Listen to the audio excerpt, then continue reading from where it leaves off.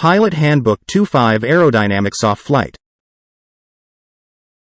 Now, let's navigate through the intricacies of programming in the realm of advanced avionics.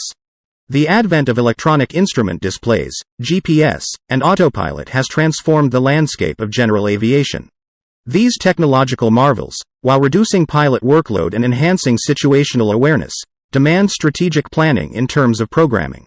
It's essential for pilots to determine when and where programming for approaches, route changes, and airport information gathering should occur. Balancing the benefits of automation with manual flying capabilities becomes paramount, necessitating thoughtful consideration of equipment familiarity, route specifics, local ATC dynamics, and personal automation proficiency.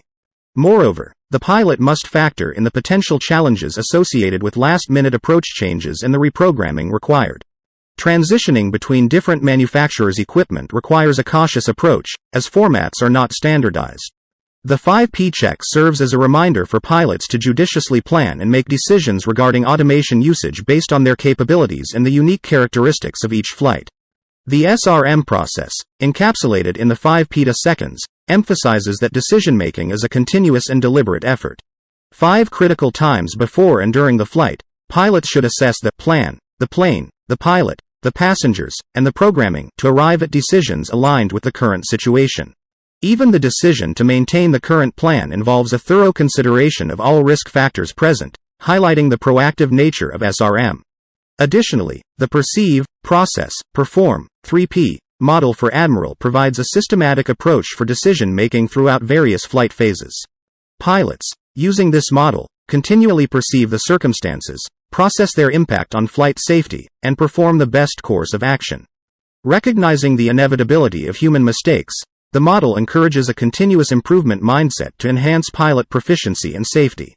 Risk management processing occurs within 3 timeframes, with the time-critical timeframe being prevalent in most flight training activities.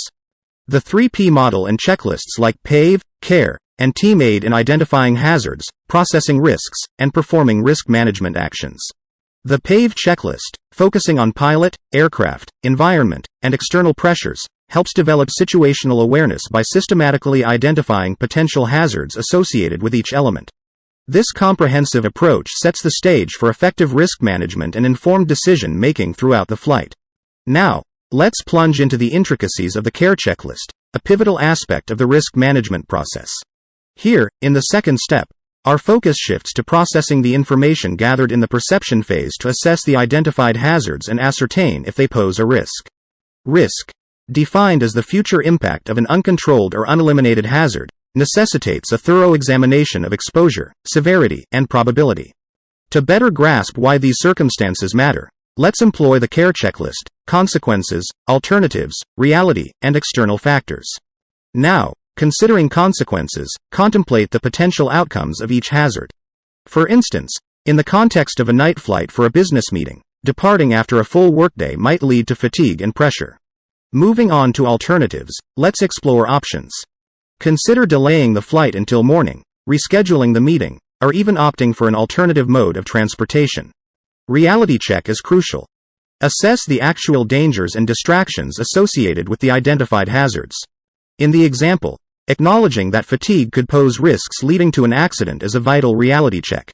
Consider external factors, such as the influence of a business meeting at the destination, which might impact decision-making. In the processing phase, it's crucial to avoid complacency and confront the reality of potential risks. If uncertainty arises and the thought is, it will probably be okay, a solid reality check becomes imperative. Realism is key, especially when external pressures are at play, influencing both initial go, no-go decisions and subsequent in-flight decisions. Now, moving to the third step, it's time to perform risk management using the team checklist: transfer, eliminate, accept, mitigate. Let's address each factor systematically to guide the pilot in making informed decisions. Now, consider transfer. Evaluate whether the risk decision can be transferred to someone else, necessitating consultation with relevant authorities like the chief flight instructor. For eliminate, let's explore ways to eliminate the identified hazard altogether. In terms of acceptance, weigh the benefits against the costs and determine if accepting the risk is justified. Now, let's focus on mitigation. Implement actions to mitigate the risk, making the situation safer. For instance, in the case of low ceilings at the destination, selecting a suitable alternate, knowing where to find good weather, and carrying sufficient fuel to reach it can be effective risk mitigation strategies. The goal is to perform decisive actions to eliminate hazards or mitigate risks, constantly assessing the outcomes. The decision-making process, encapsulated in the 3P cycle, perceive, process, perform, is a continuous loop, demanding consistent application and practice. Establishing personal minimums, utilizing pre-flight risk assessment checklists, developing alternative plans, and involving passengers in the evaluation process contribute to a robust risk management strategy. Post-flight analysis emerges as another critical tool, often overlooked. Safely securing the aircraft provides an opportunity for an objective review and analysis of the flight. Recognizing, analyzing, and learning from mistakes and judgment errors before the next flight ensures an ongoing commitment to safety and continuous improvement.